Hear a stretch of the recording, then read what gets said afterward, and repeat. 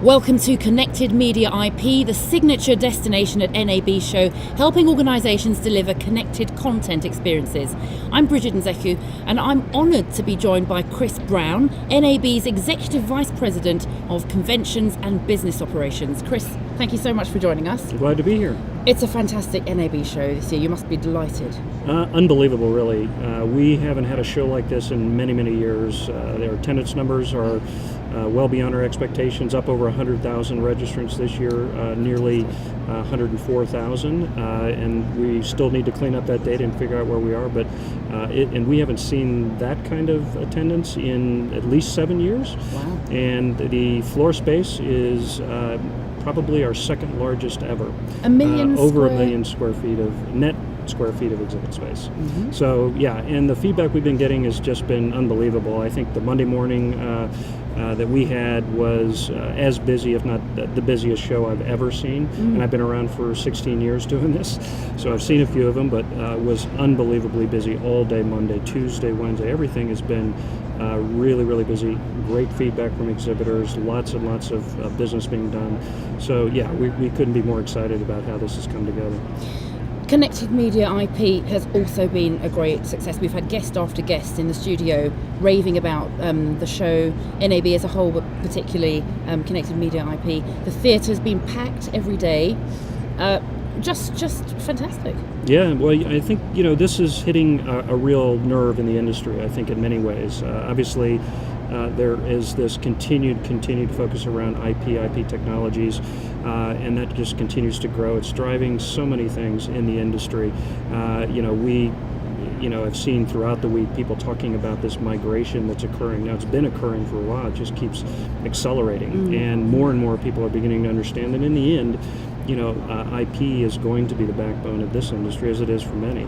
And so, the fact that on that backbone we can plug into any kind of device that can actually receive an IP signal, is the kind of thing that everyone is trying to sort out. So, this sort of focused area is incredibly important to the show, because it does allow not only the kinds of companies that you have here exhibiting to demonstrate technologies that are driving that, but it gives people an opportunity through the sessions on stage and through the different interactions that they have to kind of talk through, well, what kind of challenges is that bringing to us, what kind of opportunities is that bringing to us. And I think all in all, I think most people recognize that in the balance of things, there's more opportunity at this point, and certainly more opportunity than any challenge that could overcome that. So it's an exciting time for this side of the business.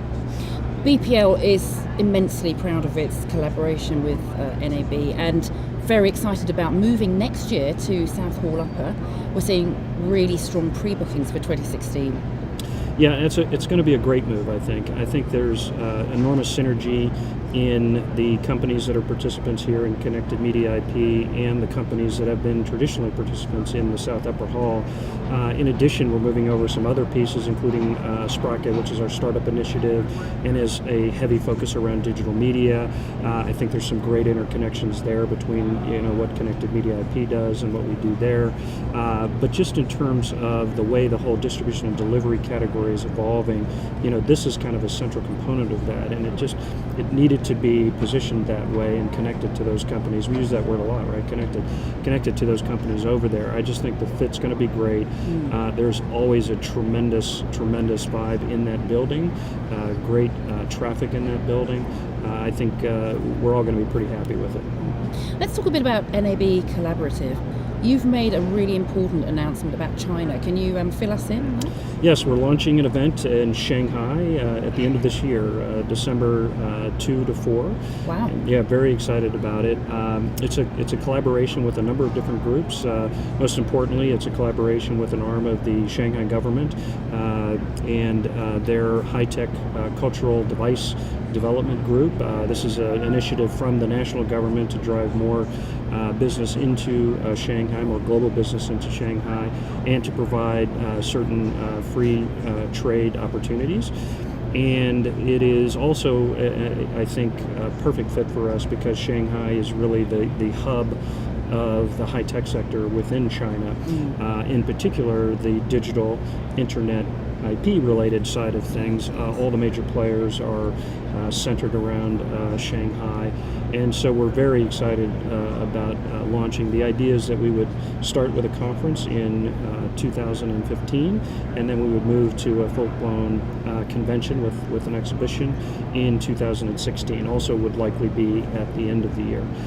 Dates all still to be worked out, but we also have partnered with us the International Association of Broadcast Manufacturers, who have been obviously a global organization and very active in China, and also the Advanced Imaging Society, which is a group that represents many of the major studios in Hollywood and elsewhere, television and film both, and they also have been very active in China. So very good to have those groups with us because they will, help both with content and with driving marketing support.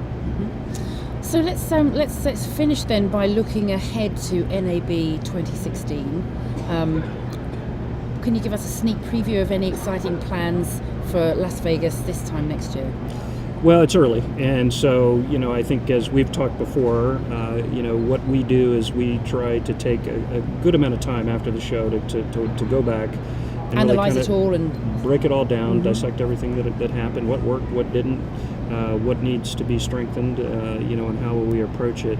I mean, I think one of the things that's been interesting in this show has been the interest in drones or unmanned aerial vehicles, and we did have a special focus around that with a pavilion in the South Hall.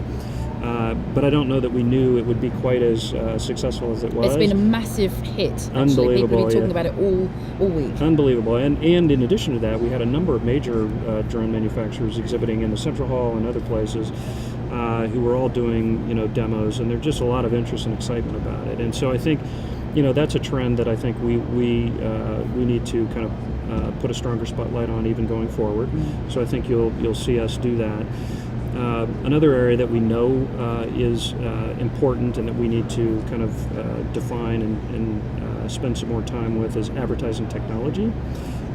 This is really where you're seeing with our show the need to kind of connect the whole dialogue that's occurring around business models with the whole dialogue that occurs around the technology behind it. And there is a bit of a gap at this point. I think it's, there's some, they're a little disjointed.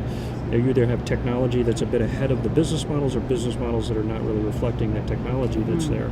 And obviously this is an advertising-driven business in so many ways. And so, our intent going forward is to really place an emphasis around that, both advertising technology and to some degree marketing technology, because it is a huge, new category, important category going forward. Fascinating talking to you again. Thank you so much for your time, Chris, and we look forward to doing it again in 2016. Yeah, fantastic. Also looking forward to it.